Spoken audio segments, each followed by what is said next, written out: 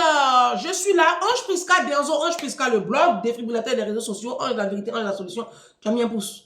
Tu as liké la vidéo? Non. Mais, Bouka, faut partager. Faut partager. Vous qui êtes sur Facebook, ma page est signalée, elle est au restreint. Donc, quand vous partagez, ça fait le relais. D'accord? Donc, partagez et puis, changement de système de pensée. Alors, série de 4 vidéos là que je dis, où je vous parle exclusivement de mindset, de mentalité. C'est avec le système de pensée, le changement qu'on développe la puissance d'une nation. C'est pas avec les BBL, les je ne sais quoi, entretenir les hommes, défiler en Afrique, payer les grosses marques. C'est pas comme ça on construit même sa famille, on construit même sa vie. Hein. Parce qu'on a une vie à bâtir. Hein. On ne va pas se laisser abattre par les vicissitudes de la vie. Les difficultés sont là. Moi, j'écoutais un jour le témoignage d'Elon Musk. Elon Musk, c'est la deuxième fortune du monde après Bernard Arnault, propriétaire de Tesla, là, propriétaire de PayPal. Elon Musk, c'est pour lui PayPal. Elon Musk, c'est pour lui Twitter. Elon Musk, c'est pour lui les histoires de space. Lui qui achète terrain sur Mars, là, c'est pour lui. Il est très riche. C'est la deuxième fortune du monde. J'écoutais son témoignage, mais c'est assez émouvant. Tu te poses des questions, tu te dis, ah, des gens comme ça, eux aussi, ils deviennent l'homme. Tu écoutes Warren Buffett, tu écoutes son témoignage. C'est la 6e fortune ou la 5e fortune du monde. Ça dépend des mois. Hein. À chaque fois, il y a les classements. Souvent, ils montent, souvent, ils abaissent. Mais c'est l'entrepreneur le plus puissant, le plus inspirant au monde, Warren Buffett. Mais il a un témoignage hors du commun. Vous comprenez? Donc, l'essentiel, c'est le changement de mentalité. Parce que si tu gardes ton système de pensée, les probabilités pour que tu finisses misérable, comme tes parents et comme tes arrière-grands-parents ou tes grands-parents, elles sont grandes.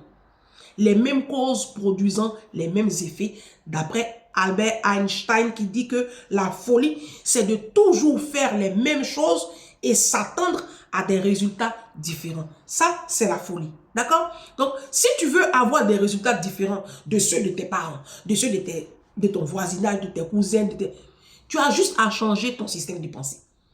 Et c'est là que j'aime bien la parole de Dieu qui dit « Soyez transformés par le renouvellement de l'intelligence de l'Esprit de Dieu. » Soyez transformés, acceptez de casser les codes, de changer votre système de pensée. Acceptez. Si tu n'acceptes pas, tu vas continuer à souffrir toi seul dans ton petit coin. Parce que tu es esclave d'un système de pensée. Les Africains, on a un système de pensée qui n'est pas bon, hein. C'est pas bon, hein. Si vous ne quittez pas ça... Moi, je vous parle ici.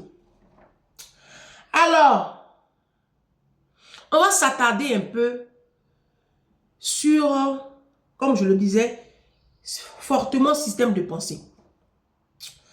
Le titre de cette vidéo-là, c'est « Les Africains ont honte de tout. » Les Africains ont honte de tout. Oui, tout fait honte. Mais vous n'avez pas honte de vos comportements. Vous n'avez pas honte de chercher mari des gens. Vous n'avez pas honte. Qu'est-ce que j'ai écrit ici là même? Vous n'avez pas honte de voler au travail. Vous n'avez pas honte de voler dans les caisses de l'État. Vous n'avez pas honte de faire porte à porte. Vous n'avez pas honte. On vous a connu noir. Et puis, 5 ans après, vous êtes métis. Comme chose, la chanteuse, là, comment elle s'appelle? Mati Dollar, qui a chanté Pistolero, la chanteuse ivoirienne qui vit aux États-Unis. Elle avait une beauté noire, mais noire. Et quand elle chantait même sur son teint, aujourd'hui, elle ne peut même pas chanter la chanson là. Elle est devenue métisse, comme Emma Loès. Ça, vous n'avez pas honte de ça. Vos enfants vous ont connu noir. Et puis un bon matin, vous êtes métisse devant vos enfants. Vous n'avez pas honte de ça. Vous n'avez pas honte de voler le mari de vos camarades et de vous afficher avec eux. Ça fait honte. Il y a un monsieur est marié. Il a ses enfants. Hein?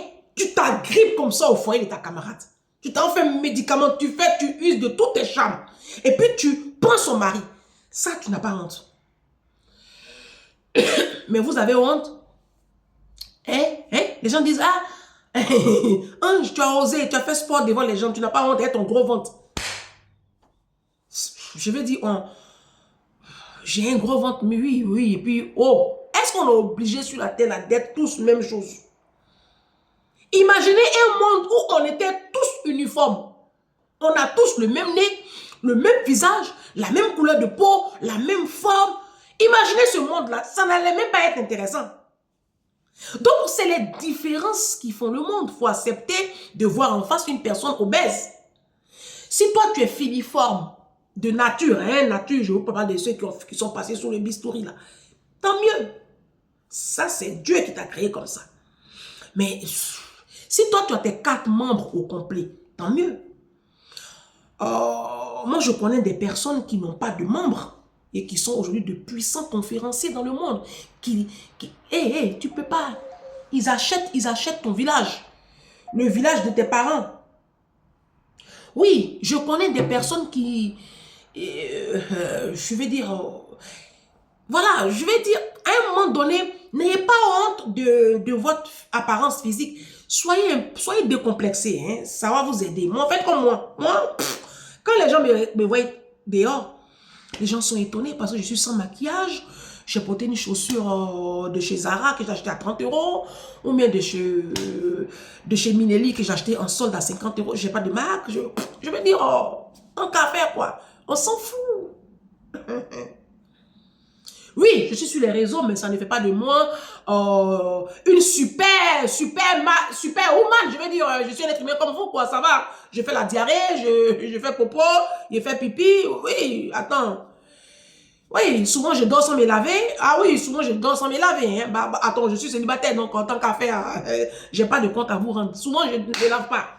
Oui, ça arrive. Ah, ça arrive, hein. L'avantage que moi j'ai, c'est que je vis seul, donc je peux encore me le permettre. Hein? C'est pas la même chose. C'est ça l'avantage du célibat. Hein? Le célibat, ne voyez pas dans le célibat tout est inconvénient. Hein? Il y a beaucoup d'avantages à être célibataire. Hein? Je peux dormir sans me laver. Par exemple, je sors, je rentre, j'ai pas de compte à rendre à quelqu'un. Et puis quand je sors, je rentre, ma maison est propre. Il y a même, mon cœur bat pas. Parce que je n'ai pas laissé quelque chose à la maison. C'est que vous appelez Marie. Quand vous les laissez à la maison, vous revenez et puis votre tête là, ça gonfle comme ça. Tout est sale derrière vous. Là. En vrai, vous avez laissé des bébés là. Moi, j'ai pas ça avec moi. Non, pas qu'à faire. Donc, bref. Je dis dans cette vidéo que vous devriez avoir plutôt honte parce que vous n'avez pas de culture. Parce que, ma chérie, parce que tu n'as pas une mentalité qui va te propulser vers le haut. Ça fait honte. Tu ne peux pas avoir honte parce que tu n'as pas un physique, si on peut le dire comme ça, avantageux. Tu ne peux pas avoir honte parce que tu es célibataire. Tu ne peux pas avoir honte parce que tu es dernier des classes, parce que tu as de faibles moyennes en classe. Alors moi, là, je parle à mes jeunes sœurs. Il y en a qui ont honte parce qu'ils ont des notes minables. Avoir des notes minables ne fait pas de toi un candidat à l'échec. Hein. La Bible dit les premiers seront les derniers. Hein. Ah non, attends, oh, moi je n'étais pas brillante à l'école et pourtant les premiers des classes que moi j'ai connues à l'école, on nous place là, il n'y a pas photo. Hein.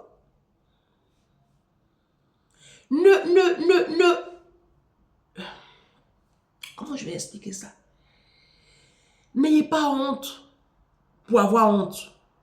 Déjà la honte même, c'est pas quelque chose de sain. Tu as honte de quoi? Ce qui fait honte là, c'est tout ce qui est médiocre, tout ce qui est pathétique, tout ce qui est malhonnête. Tu dois avoir honte quand tu mens.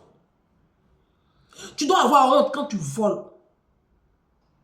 Tu dois avoir honte de toi quand tu maltraites ton employé de maison. Oui, tu dois avoir honte de toi. Tu dois avoir honte quand tu maltraites les enfants de ton conjoint. Toi, madame, toi, tu m'écoutes là. Il faut avoir honte de ça. Tu dois avoir honte quand dans ton travail, on te demande de faire un travail et puis tu fais autre chose. Tu gardes les enfants. Il faut garder correctement les enfants, tu les maltraites. Tu gardes les personnes âgées. Il faut faire ton travail, tu maltraites les personnes âgées. Tu es policier en Afrique, tu passes ton temps à détourner et à emmerder les pauvres femmes sur les routes. Voler. Ça fait honte. Tu es infirmière. Tu es du corps médical, tu es médecin. Vous les médecins infirmiers d'Afrique là. Sages-femmes là, qui maltraitent les patients quand ils viennent là. Vous devriez avoir honte de ça. Tu dois avoir honte de t'afficher avec un homme marié. Un homme qui est encore légalement marié. Ça fait honte. D'accord? Tu dois avoir honte. Pardon. Hein? Quand tu t'occupes pas de tes enfants, et tes enfants aujourd'hui sont des délinquants. Tes enfants aujourd'hui font tout et n'importe quoi. Tu dois avoir honte. Tu sors avec tes enfants, et puis les enfants font des crises dans les rayons des centres commerciaux là, parce que tu leur as refusé un jouet, ou parce que tu leur as refusé un bonbon. L'enfant commence à tout casser, il traîne par terre. Ça, tu dois avoir honte, parce que tu as échoué quelque part. Tu dois avoir honte quand tu sors avec tes enfants dans les transports en commun, et les enfants ne peuvent pas se tenir correctement dans les sièges. Ils s'agrippent au siège, ils montent dans les sièges avec les chaussures, ils font du bruit, ils mangent, ils mettent des miettes partout. Toi, en tant que parent, ça fait honte. Vous n'avez pas honte de ça.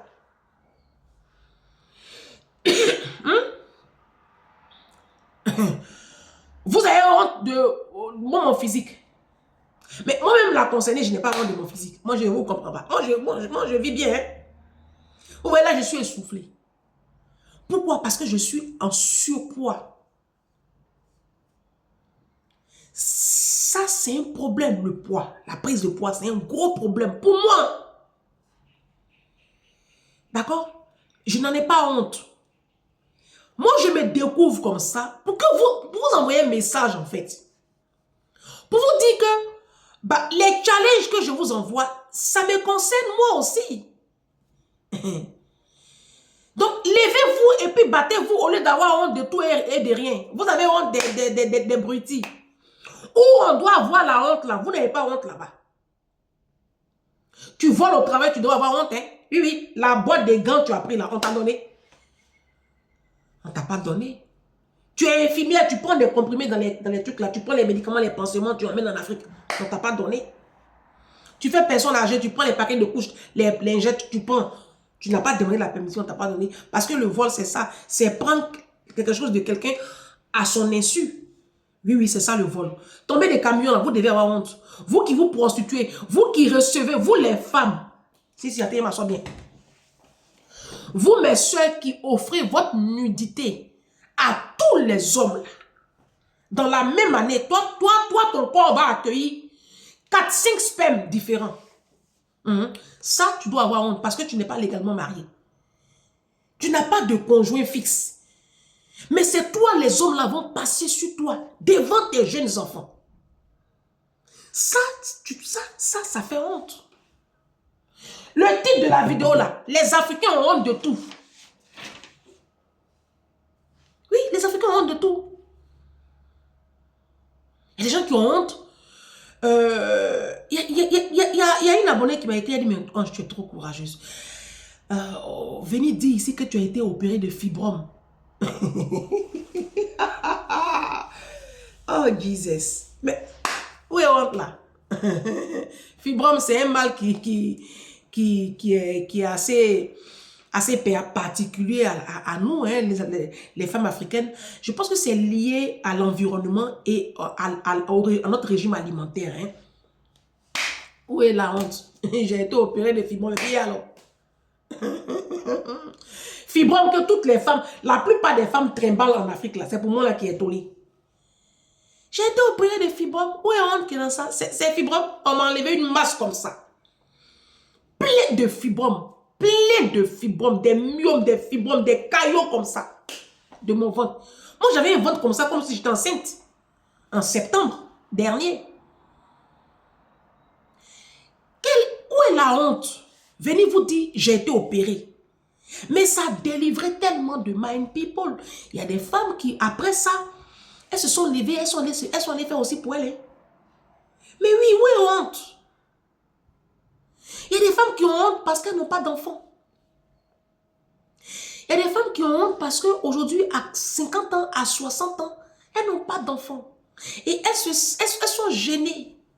Maman, mes soeurs, hey, celles-mêmes qui ont enfants là, allez la demander. Souffrance, elle souffre là. Moi, j'ai une maman là. Elle a fait plus de, je crois qu'elle a fait 6 ou 7 enfants. Elle n'a pas connu la paix jusqu'à elle est morte. Les enfants là. Il n'y a pas la paix dans la ville. Aucune réussite. C'est-à-dire que la misère jusqu'à elle est morte. Vous comprenez? Il y a une femme blanche ici avant le Covid qui avait 4 enfants. Son mari a pris ses 4 enfants un mercredi pour aller les emmener. Je l'ai raconté dans une vidéo. Pour les accompagner à une activité. Parce que les mercredis, le papa, il faisait 4/5e. Il travaillait 4 jours par semaine. Et il garde le mercredi pour s'occuper de ses enfants. Hein? Non, ça c'est les blancs, hein? Les vrais blancs là, c'est comme ça, les travaillent. Eux, ils sont très accrochés à leurs enfants, d'accord? Ça, jamais tu verrais un noir faire ça, hein? Jamais. Hein? Alors là, jamais, hein? Tu peux toujours rêver. Hein? Donc bref, un mercredi, sa femme était au travail. Et puis on l'appelle, madame, venez vite, vite. Venez à l'hôpital. Elle arrive à l'hôpital, elle trouve tout le monde en train de pleurer. Qu'est-ce qui se passe? On lui annonce que, il y a un gros camion qui est rentré dans la voiture. Le papa, il était encore sous respiration artificielle. Lui, il a survécu. Mais les 4 enfants sont morts. La plus grande était devant elle, est morte 2 jours après. La plus grande avait 12 ans. Les 3 derrière sont morts. Le dernier avait, je crois, 4 ans, un truc comme ça. Il accompagnait ses enfants aux différentes activités. Il y a une qui partait à son cours de tennis. Il y a l'autre qui partait à son cours de musique. Donc, il les dépose comme ça. Il fait ce périple-là tous les mercredis. C'était un plaisir pour lui. Les 4 enfants sont morts. Il y a une Afro-Américaine, là, il y a combien d'années, je crois, il y a 2 ou 3 ans. Elle est sortie travailler la nuit. Elle a laissé ses 6 enfants à la maison. Vite fait, elle allait faire une vacation, vite fait, là, pour gagner un peu d'argent. Il y a eu un incendie dans l'immeuble, bouteille, gaz. Ses 6 enfants sont morts. Enfant, c'est quoi même? Si tu n'as pas envie de avoir, ça fait honte. Ça aussi, c'est la honte, quoi. Vous savez, tout ce que Dieu fait est bon. Pourvu qu'on le prenne avec action de grâce. Ça, c'est un verset de ta Bible. Dieu, là, vous voyez Dieu est bête. Dieu sait pourquoi il fait certaines choses-là. Il sait. Il y a des hommes, des hommes. Quand je dis hommes, c'est les hommes, hein, pas les femmes, les hommes. Que Dieu maintient exprès dans la pauvreté. Parce qu'il sait que ceux-là, il sait que tel homme, s'il lui donne là une situation, il va commencer à fatiguer sa femme, la tromper, aller faire enfant dehors. Donc, il le garde dans la pauvreté. Et comme il est pauvre, il est fidèle. Il y a des femmes aussi. Non, tout ce que Dieu fait est bon. Si Dieu ne t'a pas donné d'enfant, il sait pourquoi.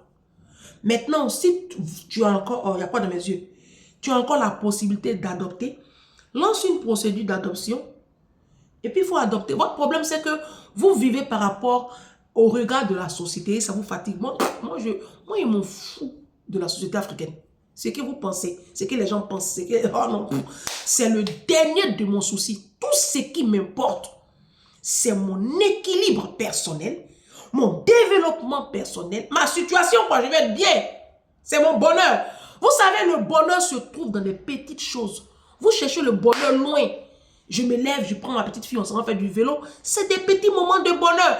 Arrêtez de vous mettre des pressions et arrêtez d'avoir honte de tout et de rien. Ayez honte. Parce que à ce niveau-là, vous êtes en train de ramer encore avec un soi-disant mari qui peut rien créer dans ta vie. Ça, tu dois avoir honte de ça.